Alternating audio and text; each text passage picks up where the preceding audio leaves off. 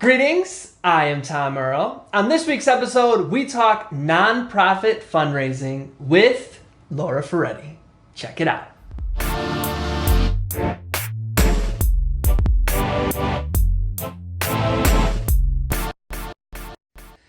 Greetings, I am Tom Earl, and this is my year of grace. We know you could be anywhere, so the fact that you are here today sharing your greatest gifts, your time and energy means the world to me. I hope you know that in this moment, just as you are valued, you are loved, and you are appreciated. As you can see, I am not alone. I have an amazing guest. She goes by the name of Laura Ferretti. How's it going today, Laura? It's going well. Thank you, Tom. Yes, and thank you so much for joining me here. Appreciate it. Absolutely. So you mind if I introduce you to the guests out there, the people out there, via your bio? Sure. Okay? Let's do this. I'm known for my ability to read bios. To read a good bio? Yeah. Right on. Laura Ferretti is a seasoned fundraising professional and family advisor with particular expertise in social change organizations. Laura has worked with 60 plus organizations locally, nationally, and internationally, from startups to 30 million annual operating budgets. And with missions ranging from poetry-based peacemaking to creating a strong, inclusive, shared society in Israel, healing the Santa Monica Bay, and reforming criminal justice laws in California. Laura is a Smith College alumni with an MBA from UCLA. She's also a Birmingham Fellow with USC's Social Enterprise Lab and a volunteer co-founder and board co-chair of Los Angeles Advisors in Philanthropy, with a commitment to seeing more money come into philanthropy through the intergenerational wealth transfer in support of social change leaders in LA. Right on. That's amazing. I'm feeling even older. Yeah. So I always like to start my interview I get to interview awesome people like you, where you have these phenomenal bios where we're just like already amazed. But also you can only get to know somebody so much through their bio. There's things you'll never get to know. Yep. So this is my prompt for you. If you really knew me, something you couldn't ever know from reading my bio is that. Does it have to be work related? No. Okay. Anything. I'm a former competitive figure skater. What? Yeah, when I was a kid. Where'd you grow up? I'm an East Coast mutt, so I was born in Connecticut, pretty much grew up in New Jersey and Pennsylvania, but my extended family is from Massachusetts, so we went back there a lot. Okay. And that's where I went to college.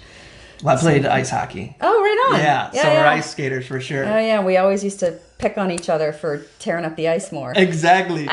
But I wore pads, so... Yeah, your sticks, man. Your sticks were bad. And yeah, we didn't wear pads. Yeah. So that's why I'm former. That's awesome. I can't jump anymore. I play some pickup games out here, but ice time is just so expensive. Ice time's really expensive, and when I had my awesome son, who is 16, your feet grow when you're pregnant often, and I outgrew my custom skates that I'd had since I was 16. Wow. And when you rent skates, like there's a great little rink now in Santa Monica for the next few months, but they don't sharpen the blades because of liability. They're afraid of people falling and then other people running into sharp blades. Okay. And I always have this dialogue of, yes, but there's no inside edges, which means nobody can stop. Yeah, that's true. So it's not so fun skating on rented skates. Well, that was a fun one. I appreciate that. Yeah. So how did you get into fundraising? Where would you say the journey began if you were to Google Maps? Oh, I know. Yeah. Where it really began by example. So I grew up in a house where, so my family immigrated from Italy, both sides, about 100 years ago. Okay. And my grandparents were all philanthropic in sort of a very conventional, new people to this country. They were involved in their church. My grandmother was worked in a sewing factory and sewed for the little 3-penny opera in Worcester, Massachusetts. Awesome. My grandmother was a professional nurse and she volunteered in local clinics. So that was their form. Yeah. My parents, they sort of took it in a different way. They became leaders on boards and big fundraisers in different community organizations where we were growing up, both my dad and my mom. And so we always saw that. and we were always going to fundraising events for the hospital, for the art museum, for the food bank, for whatever they were involved in. And I always grew up sort of unconsciously knowing I wanted purpose-driven work, which it sounds pretty typical for millennials. I'm not a millennial. I'm a lot older than you. And I'm like way pre-internet and all that. So like when I was growing up, the only obvious helping professions were medicine. And I was not a math science girl. I was on my thing. So that was ruled out. Teaching or social work. Okay. But my dad had actually, as a grad student in the 70s, been a volunteer team leader for Ralph Nader. Okay. For a team that was basically, they busted a bunch of hospitals in Connecticut, which were nonprofit, so they were tax exempt. And by definition, they were supposed to be serving the indigent, and they weren't. And so that's what that graduate student team exposed. And so I grew up where like Uncle Ralph and advocacy was in the background. Yeah. And I knew he was a lawyer. And again, this was before advocacy law was a thing. Like it wasn't a career path. But in the back of my mind, I just thought, well, I'll do that. I'll do some type of, and really it was domestic violence law was like the only kind of known practicing form of advocacy then. And also I was so argumentative in high school, people told me I'd be a good lawyer. Okay. So I kept hearing that, like, you'll be a good lawyer, you'll be a good lawyer. And I wanted to help. And I went down that whole path where took the LSAT prep, took the LSAT, spent time my senior year filling out all these law school applications, could not bring myself to mail them. And I went home at Christmas break, senior year, admittedly in the very privileged position of having filled out all these law school applications. And I looked at my parents and said, do you mind if I don't mail them? And they kind of looked at each other, and they had, again, I was really lucky. I came from a family that had the means and also the philosophy where they allowed me to study what I wanted. Yeah. Like I was an Italian lit major, and I never intended to teach Italian. Yeah.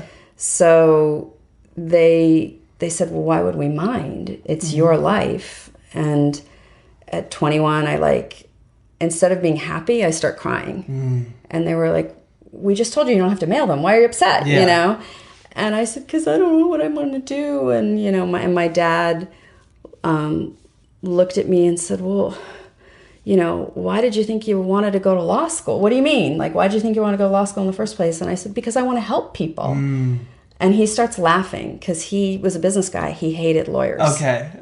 Hated lawyers. And so he starts, and now I'm crying harder. And he's like, honey, there's lots of ways to help people.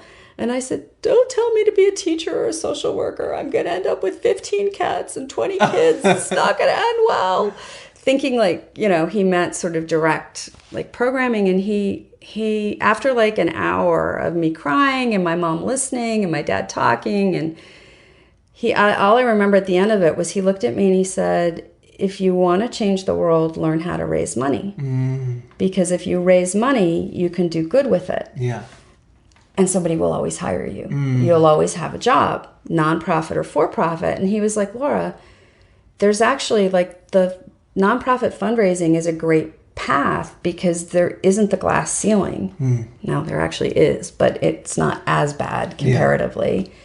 And so he kind of put me on that path, and I started out in fundraising right out of college, moved to LA, and was lucky enough after 6 months of working at the Gap and eating at happy hours to get a full-time job at UCLA. Oh, that's awesome. And I saw soup to nuts fundraising, right? Like I was a peon, I was a grunt, I was a development assistant. But I saw what annual fund and major gifts and planned giving could be. I saw corporate partner program. I saw foundation fundraising, done really well. I saw the board's role in fundraising. So I saw all of this. And it's also the reason I ended up getting an MBA there. I never would have thought about it or tried for it if I hadn't been on campus. But I also, the only thing I didn't like, as much as I loved and still love UCLA, and I loved my peers and my colleagues, I couldn't articulate this for like 10 years, but I was too far from mission. Because when you're a fundraiser or in part of the team in higher ed or hospital, or even private school, the mission and the strategy is like done over here. And you're much more sales. Biz dev and sales. Yeah. And so I got my MBA knowing I wanted to come back out into the nonprofit field, but that I wanted to work at what, at that time, I kept saying a small nonprofit. Yeah. What I really meant was a community-based organization that was working on some social change issue where fundraising needed to be integrated into the program work and the mission side. And I was lucky enough, that's what I did. I came back out and I was essentially the first real head of development at a smallish organization then called the Fulfillment Fund. It's still around today. They do great college access work. Was considered a mission and scholarship program then. And we tripled in size in 4.5 years. Wow. We went from 1.5 million to 4.5 million, all privately raised, mostly from individuals. Because mentoring was so new, foundations wouldn't fund us till my last year, until Pew Charitable Trust came out with a study saying this mentoring thing is legit. And then my last year, we raised $250,000 or so from local foundations. But it was really individually driven, and it was such a great experience for so many reasons, not the least of which was it really was a team effort of board and staff. My board, because of our founder, had incredible relationships in entertainment. We had partners from the big agencies and studios. Tom Sherrick was on our board. Bob Goldman, who was founding chief financial officer at Creative Artists, was on our board. And they did what you need boards to do. And they did it really well. Like, they helped build our events and drove people with capacity to our events. And then me and my team did our job as staff, and we engaged the people with both capacity and affinity who were coming new to our events, and found ways to get them to support the organization in increasing ways over time. That's amazing. So yeah, that was my first big fundraising job. And yeah, and then I went into consulting, and I've also run high-end individual giving at United Way of Greater LA for 3 years, which is a whole nother thing. But yeah, that kind of gets at what you were getting at. Yeah, and I think gives context for our audience of your expertise in addition to the bio. So I appreciate that. So we have people listening who are either wanting to start a nonprofit or are currently working at nonprofits, and then people who support nonprofits but might not know the back end. Sure. So let's start a little bit of, you started to talk about a couple things, direct programming and fundraising. Within an organizational structure, how do you see those as different, or how do you see those as separate but overlapping? So the way I look at a healthy, sustainable nonprofit ideally operates like points on a balanced triangle. Okay. Mission and impact always leads. Okay. It's the top point. Okay. So nonprofits should not exist unless they are clear on how and why they're changing the world in some way. That's mission and impact, right? Okay. And your program model comes out of your impact goals. But even though that leads, that's the dog. The tail is operations, meaning how are you going to actually do that day to day? It's the expense side. What's it going to cost you? How are you going to staff to that? And then the equally balanced third piece of the triangle is revenue. Where are you going to get the money from? And in what time frame? What amounts and what time frame? And so programs and fundraising are absolutely linked. They have to be. You cannot separate. And this is what I see over and over. It's really why I have a business. It's sadly what drove me out of my beloved job at Fulfillment Fund initially. I thought I was too young. So they went through strategic planning and I've worked with them now four times since. So like they're still family, right? Like I'm not saying anything I haven't said to them, and I love them dearly, and they do amazing, amazing work. But back in the day when I was a young head of development, and even though we tripled in size, we just went through an ass backwards strategic planning process where they separated strategy and fundraising. And I knew enough to know I didn't know how to implement. I didn't know how to achieve the strategic goals they set with what they gave me. I'll tell you the story. So they separated out, first of all, no director level folks, me nor my program peers, had input into strategic planning. It was just our CEO, our board, and the EVP above all the directors. And they come back after 6 months and they say, okay, here's the plan, 10 goals. There was only one reference to numbers, but no specific numbers in the first goal. And that goal was, we're going to double the organization in the next 5 years.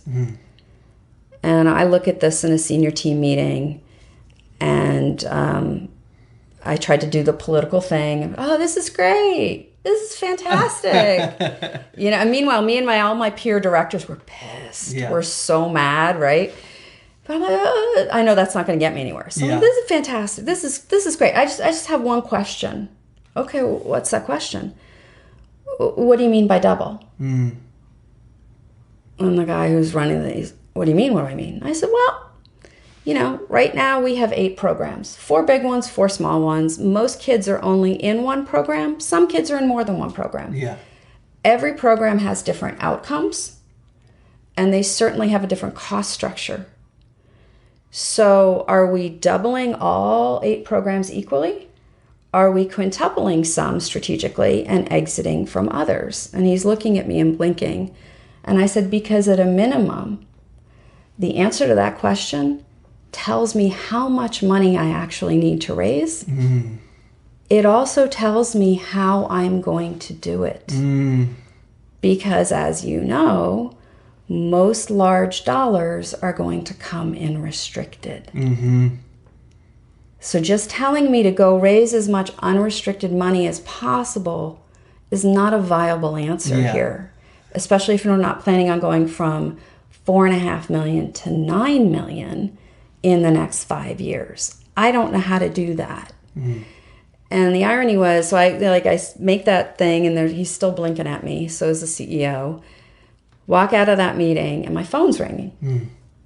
I pick up the phone, and it's a beloved board member who is a numbers guy, one of the big studios, and he's like, Freddie, what is it with this bullshit strategic plan? I literally said, dude, you were in the meetings. I wasn't. I don't know what this means either. And he's like, well, we got to figure it out. And he and a couple other board members, we all tried to politically, not ruffle too many feathers, but get real answers. And after 4 months of just beating my head against a wall, not getting answers, and being made to feel like, what's wrong with you? You've been able to do this before. You can do this. Just keep right in. And I was like, I knew in my gut, and I knew I couldn't. And I also was young enough that I thought, even though I did have some very well-placed board members who are much older, much more experienced, successful business people asking the same questions I still was like, I just thought in my gut, well, it must just be me. I must be too young. They must need somebody with more experience who knows how to do this. So I gave 6 weeks notice. I built a binder on all the stuff I was doing with my team. A team of 7 people. Wow. On a $4.5 million budget. Because we had 400 donors giving us $5,000 plus a year. Wow. By the time I left. So there was a lot of stewardship, and we were upgrading them, right? I knew I could raise more money. But I also was raising those larger dollars restricted. So when I left, I honestly left thinking, I was married at the time, had a great husband, actually have a great ex-husband now, same guy, who'd been a blue chip management consultant. And he said to me, well, you should just consult. And I was like, I don't even know what that means. And he's like, I'll teach you. And I thought, well, I mean, I knew we had his income to pay our modest, and we also didn't live large. Yeah. So I knew, we could cover our rent for a year. And I was so burned out and so demoralized that I also thought, all right, I'm going to like take a beat here and consult until I feel better and I can go back inside and do the fundraising thing. And like, I'm not good for anyone right now. Like, I'm so heartbroken here and so tired because, as you know, these fundraising jobs are really demanding. And I'm an introvert, so like all that extroverted energy was really demanding. And I realized within a year I had a business because I saw again and again, back to your question, too many organizations, especially social change, thinking that strategy, impact strategy, and fundraising were and should be separate, and they can't be to sustain and thrive. I want to follow up on that last part you made, but just so for folks who might be confused, restricted, unrestricted, you're using those two terms. Sure. So it has to do with how you're allowed legally to spend the money. So unrestricted dollars generally come in most of the time through events. You buy a ticket to an event, and the organization gets to spend that event revenue any way it wants. Yeah. And then there are some institutional funders, meaning large foundations, some minority, that will allow you to spend their grant money however you want. But restricted dollars are, you've said to the donor or donors, hey, we're raising this campaign so that we can we've been providing services in Pacoima and Watts, and we now want to provide the same services in East LA. So we need X amount of dollars to open our East LA office, and then whatever dollars you raise telling donors that you're going to spend them in East LA, you better spend those dollars in East. I mean, legally you're required to, and you shouldn't be able to look yourself in the mirror if you don't. So that's what makes it restricted. Yeah, it's you have to use it. You've told the donors that, and it can be, so I gave a geographic example. It can also be, we're expanding this type of programming, or we're doing advocacy work. Like, there's all different ways you can restrict dollars. And the way to raise money smartly, and the reason, let's get a little bit into philosophy maybe. So I think a big part of, I know factually, the fastest way, the easiest way to bring in a prospect, new donor. So prospect is a person who has not yet given to your organization versus a donor, which is somebody who has at some point given. So traditionally, prospects give less. Their first gift is less than what a donor's, over time can and hopefully should be. The best way to get a new prospect to give a higher level first-time gift and to get an existing donor to increase their giving level is to offer them a restricted giving opportunity. So rather than just say, you came to our event and you know that XYZ organization, we're doing awesome work. Please support us. Yeah. That's asking for an unrestricted gift. If you really want to see somebody up their gift amount, you're probably better served to say, you came to our our event, and you know us now. We are dramatically trying to increase the number of kids we serve in this program or this neighborhood, or we're trying to get this legislation passed so that there are more public dollars to serve this population in this way. Join us in this fight. And so you're allowing them to contribute to a restricted giving opportunity, and it's more concrete, right? Like it's a little bit more tangible, and usually based off something they're passionate about. Yeah, well, they understand it a little. There's this thing, and maybe this gets into, and I know you and I have like talked offline about this a lot. Like, there's the whole economics of the field and private philanthropy. Can I go there now? Let's go there now. Okay. So one thing that I observe a lot of folks, even folks in the field, maybe aren't as aware of as I'm hoping we can all become, is what the economics actually are on the revenue side in terms of private philanthropy. So big picture, when you look at the nonprofit sector, roughly 3/4 of the dollars coming into the nonprofit sector. And we employ about 10% of the people in this country in nonprofits. People don't realize that either. Wow. Yeah. So something like $3 trillion comes in through fee for service. Okay. It's about 75% of the total revenue. But that fee for Girl Scout cookies is in there. So earned revenue stream from a social change agent organization, community-based organization is in there. It's not the driver of those trillions. The driver are tuition, Medicare, Medi-Cal, patient fees to hospitals.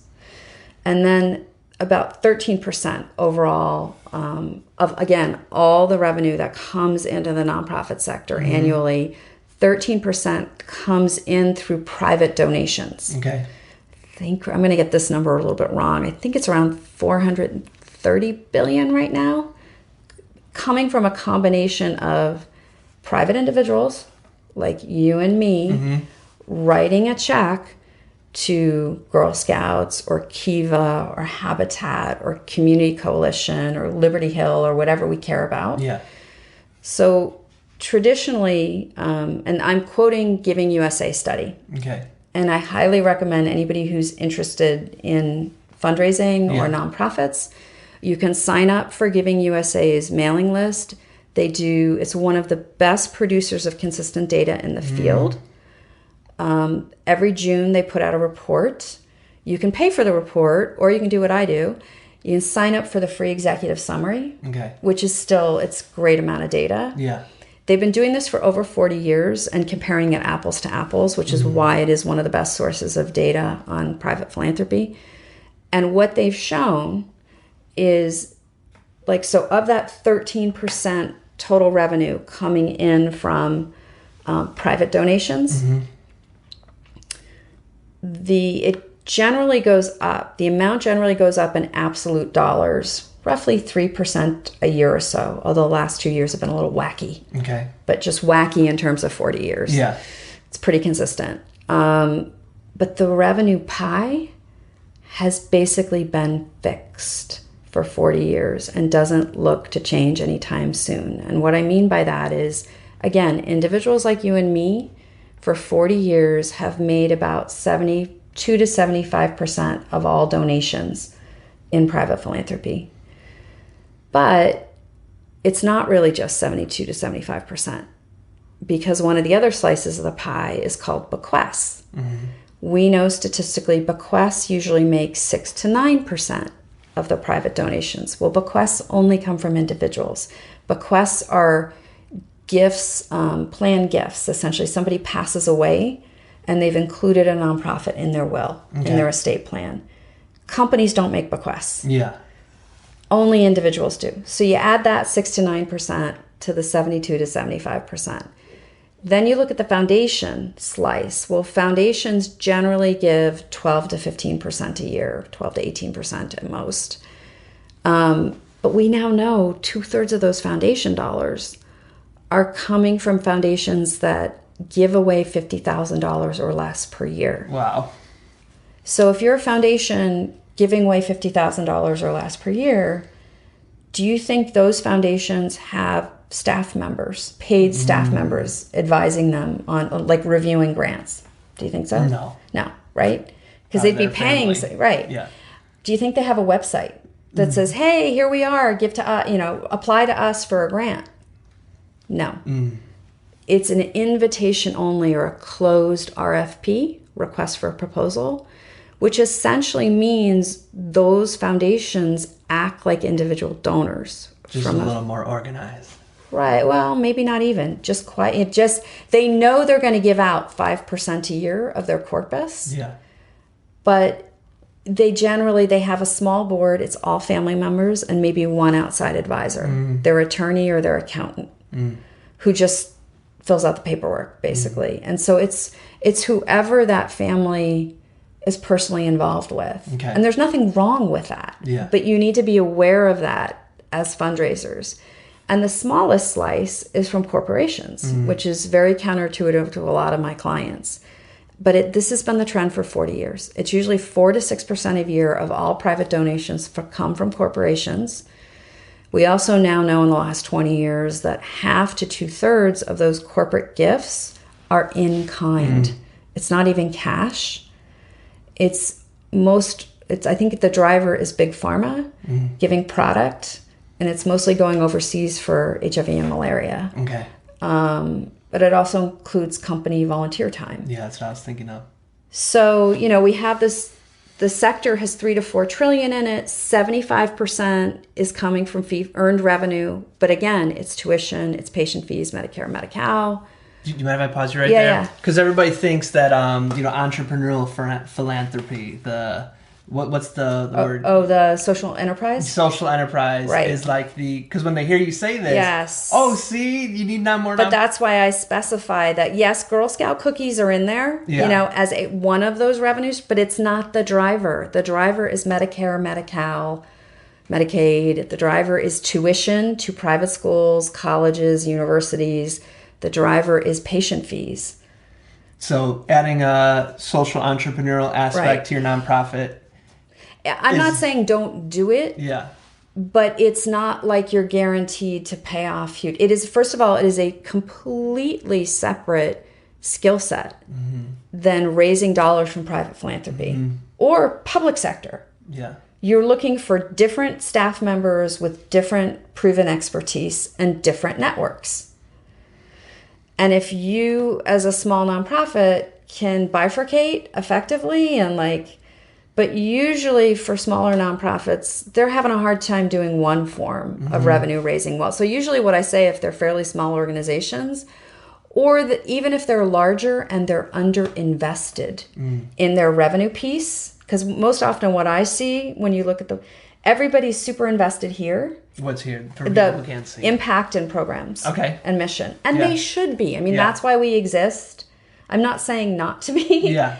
But too often what I see is they are dramatically underinvested, somewhat in operations and figuring it, like HR, IT. Those are the two biggest areas that you need to run a strong organization, not just a strong program. So just so I can give context. So like an organization I talked to had like almost a $2 million budget, but they only had one development staff member. Oh, yeah. Well, it sort of depends on it does depend in part on where they're trying to get revenue. But what I sort of intuitively know, like let's say they go, well, we only have one development person because we get $1.5 million from a nice diversification of public sector grants, meaning we get some city grants, we get county, we get state, we even get a little Fed. Yeah. Awesome. And that's generally speaking, public sector grants are probably the most efficient form of fundraising because you just need a really good grant writer. Yes, it helps when you have staff that have relationships or board or both. Yeah. But it's usually public RFP. It's always public RFP. Yeah. So if you have a good grants person who has access to the databases and is on the list, the subscriber lists, that they hear about the pools of funding out there, and you have people who are working the networks to help you build the relationships there. Pretty cost-efficient way to raise large grants, right? But here's the challenge. In every public sector grant, they starve you on the infrastructure side. So most of them literally require you to spend 10% or less on overhead. And overhead includes HR, IT, marketing, fundraising. It includes all kinds. In fact, I had a past client who they relied heavily on public sector dollars. And over the years, what had previously been considered a program-related expense, for example, they provided workforce training to low-income folks. Well, the folks that they were training, many of them actually already had jobs. They just didn't have living wage jobs, right? So they're working 2 to 3 jobs often, which meant the only time they could consistently come for training was at 6 o'clock at night. And even then it was tough. And they usually had to bring their kids with them. So previously, these public sector funds had allowed this nonprofit to pay for childcare and food out of the program expense. And then all of a sudden, one year, they're like, nope. We won't consider that a viable program related expense anymore. That goes into the 9% we're allowing you to pay for overhead. So that's what I mean by they starve you on the infrastructure side. And also, and this is something hopefully a lot of your business folks out there know, I think the SBA, the Small Business Association, said the average amount that they see and recommend small businesses spending on overhead is 20%. And it's higher if you're in a growth phase. So on the nonprofit side, you know, there's this mythology, this very damaging narrative that we should be spending as little as possible on overhead. Now, I'm not a fan of waste. Like, I want us to see us increase impact over here, and we need really effective and efficient nonprofits to clean up this world that we've created. But you're not going to be able to do that if you're only focused on the programs. That you're not going to have an organization that can stay in the game and deliver impact over time if you're starving the organization on the operating and the revenue side, because you need those two pieces to be balanced with programs so programs can do its thing over time, because we're not taking on small problems. These are not easy fixes. If they were easy fixes, in my humble opinion, government would already have fixed it. And or for-profit would have figured out a way to fix it and monetize in a way that monetizes. So the nonprofit sector is cleaning up and taking on all of the challenges that neither for-profit nor public leadership has figured out a way to address. That's a good way to put it. And we know, again, 3 to 4 trillion coming in overall, 75% from this earned revenue stream. But as I keep emphasizing, that earned revenue stream is driven by a revenue structure that only applies to the top 1% of nonprofits, which we'll talk about in a minute. Then there's a piece from government. It's like, I think it's another 12 or so percent comes from in government. That's the public sector dollars. That's the grant dollars. And there's something like 7% in other, which I think is, I'm not actually, I think it's interest and stuff like that. So we don't really control that piece. And then there's 13% coming into private philanthropy. And sort of back to this top 1%, I think another stat that surprises folks in the field, you know, Charity Navigator, which I have very mixed feelings about as a fundraiser. But Ken Berger, who was running Charity Navigator a few years ago, and I think still is, he put out a stat in 2016 that says that 86% of all assets in the nonprofit field sit in the top 1%. Wow. Now, I tried through our friend Google to figure out what he means by asset. I can't get an explicit definition from him, but I have to assume, based on other data out there, that his definition of asset is limited to annual operating budget. And the reason I assume that is because if it included endowment as another form of asset, we know that most community-based social change organizations don't have endowments, first of all, like very, very few of my clients. I have to really push my clients to put at least 6 to 12 months in reserve of operating expenses in reserve. That is a best practice in the field, and far too few nonprofits can even meet that. And I'm not blaming them. It's just hard. But that is my first line of defense, let alone have an endowment, right? And what we also know is that Harvard's endowment right now is worth about 40 billion, 39 or 40 billion, which is more than the GNP of Guatemala and over half the countries in the world. The top 10 university endowments are 350 billion alone. That doesn't include all the other private schools, colleges, and universities, doesn't include hospitals. So if we add all those endowments in to that 86, I think you're looking at it's 96% to 1. So essentially what's happening in private philanthropy is mirroring the general economy, right? The top 1% have all the revenue, have all the assets. And I don't think it's because their missions are so much more important. I do think they're important, but I don't think it's the difference has to do with mission. I think it's just basic structural fundraising fundamentals. So those top 1%, the way I explain it to folks is they're in the business of servicing their own donors. That's their mission. Truly their mission. Yeah. They are private schools, colleges, universities, hospitals, elite cultural institutions, museums like LACMA, the Opera, Center Theater Group, which are all awesome. Yeah. And we want those cultural institutions in our lives. Yeah. It's also wealthy religious congregations. So churches and synagogues that are in wealthy communities.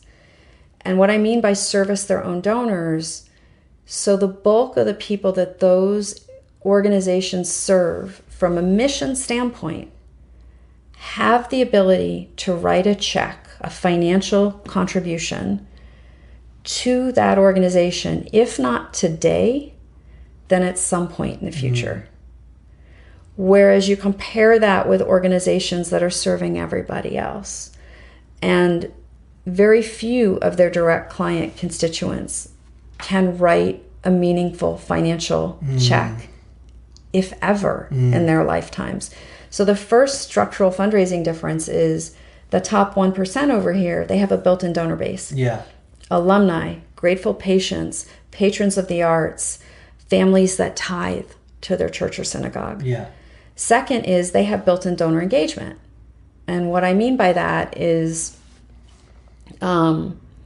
so I don't live far from the Boys and Girls Club of Santa Monica. First of all, they don't know I exist as a person who writes checks to youth development organizations. Yeah. And to my knowledge, there's still not a great list acquisition service out there that's cost effective and accurate. Yeah. Like, so they can't even buy my name somewhere reliably, right? Even if they could, let's just say magically they get my name. They have to figure out a way to get me out of my house to come play with them. And it's not one size fits all. So it's not like they can just have a ladies' lunch or a family bowling day or poker night and it's like, oh yeah, I'm in. Yeah. Whereas UCLA, where I got my MBA, they have me for life. A, they know my email. They're never. I'm in their alumni database, and I don't want to be lost to them.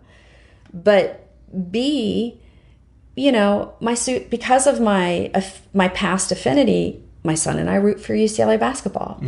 I go back on campus for lectures and reunion. I keep in touch with classmates and professors. They don't have to work that hard to get me to engage with them on an ongoing basis. I self-select. So those are the first two reasons: built-in donor pipeline, built-in donor engagement. The third is the top 1%, all by design. Again, they're servicing their own donors. They have a high fee-for-service revenue model that works. Yeah. Right? So they raise 60 to 80+% of their revenue predictably from fee-for-service. And it's not just predictable this year and next. It's generally predictable 3 to 5 years out at least. Wow. Which provides a lot of advantages. On the impact side, strategically, it allows them to be more proactive and opportunistic and responsive to the changing environment of the world because they have a predictable revenue, a very predictable revenue stream, right? So if something changes majorly in the external environment, they have the resources, they have endowments that allows them to take some risks and respond and pivot and change things, how they're doing on the impact side, what they're doing about it. It also allows them to invest more heavily in fundraising staff and to be more patient in waiting for the return on fundraising investments. And that's what individual giving requires the most. It's this combination of resources in the form of staff to go out and engage with donors, to identify and engage with donors, and to be more patient, because individual donors, no matter how wealthy they are, like let's use Eli Broad as an example, super wealthy, generous donor here in Los Angeles. God bless him. I mean, in part, we have downtown come back because of Eli's investment. And I don't know him personally, but just saying. But what I do know, he has sort of a few pockets of money he gives from. He's got a really sharp foundation staff that invest heavily in certain things. He also has his corporate, and he has his own personal kind of Eli Wynn money. No matter which pocket he's pulling from, unless it was his idea and he co-created it, like for his own educational initiatives, you're lucky if your first gift is $10,000 to $25,000. Even though he literally gives $100 million gifts. Yeah. He's not going to do that for a first gift to a new organization. He's going to wait and see what you do with it and how you engage him and his foundation staff, and do you deliver? Do you explain your impact? And there's all these variables. And you just need to build trust with him and the right people who work with him and for him, so that over time, if you do that, if you build that trust, and trust takes time. Yeah. It's a time thing. You can accelerate it to some degree. Like it used to take on average 40 years for somebody coming in as a new donor to like an event to then put you a nonprofit in their will. We've now seen that consolidate to maybe 10 years. Wow. And I think a lot of that is just generational dynamics. Yeah. Right? It's not the nonprofits doing anything differently. Yeah. But 10 years is kind of like, that's the compressed time frame. You're not going to be able to expedite that in 2 years. Yeah. Like nothing no nonprofit leader, fundraiser can do to like wave a magic wand and change that sort of human nature kind of reaction. Yeah. So you need resources to invest in fundraising, in staff, and you need to be patient to see those returns on individual giving. And then the last structural difference, and it's kind of like salt in the wounds here, it's my theory. I believe that organizations, particularly working on social change issues, they're held to a higher level of scrutiny when it comes to fundraising decisions. Alumni of USC, and I'm going to kind of pick on USC because I am a Bruin, even though I'm a fellow at USC. Thank you. They just finished this campaign a few years ago, $6 billion plus campaign. And kudos to USC, and I mean that genuinely. They exceeded the campaign goal in the time frame set. They also hired 900 additional major gifts officers. 900? 900. Oh my God. Over the 8-year trajectory of the campaign. Oh, wow. 900. They also announced that they weren't stopping the campaign 2 years ago in May because they realized they were raising so much money off the mid part of the pyramid, their mid-level donors, which would not be the same price point as, a community-based organization, but their mid-level donors. They saw so much more money to be raised there. So my point in all that is, if they're yielding over $6 billion in an 8-year time frame, even with 900 people, they're closing 6, 7, 8-figure gifts very, very frequently. High rate of frequency to meet that kind of goal. I don't know this factually, but I would almost bet money very few of those donors, presumably most of whom were alumni or directly related to alumni, who are writing, again, 6, 7, 8-figure checks, ever asked what USC spends on overhead. Ever. Never came up, is my guess. Whereas when you see an organization, and they weren't a client, I'm just speculating, but you see a super credible, long-standing organization like Habitat for Humanity, that's just been out there doing great work for years. And I think their budget is 75 million-ish, maybe even a little bit above. Again, pure speculation, but I'm guessing if they have some lower mid-level donors who are giving 10,000 and have been loyal and have been giving 10,000 a year for years, and they're trying to upgrade them to 50 because they know these donors have that capacity, right? Yeah. It's within their ability to do it. I'm guessing that in the course of making that upgrade, a disproportionate amount of those donors are requesting to see every financial document since the beginning of time from Habitat. They're asking all kinds of invasive questions that they would never ask USC to give a check that's 10 times the amount. So that's what I mean by we hold them to a higher level of scrutiny. My theory of change is we don't ask the same questions when we're making financial, philanthropic investments. We don't ask the top 1% the same questions that we ask the other 99. We don't even hold them to a higher level, same level of scrutiny.